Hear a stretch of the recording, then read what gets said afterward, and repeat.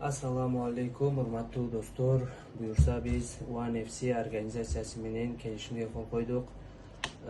Буюрса сиздердин дуаңыздар менен биз ушул One FC организациясынын поясына Кыргызстанга алып келебиз.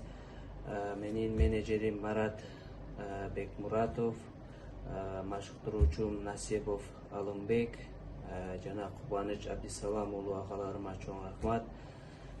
Кыргызстан алга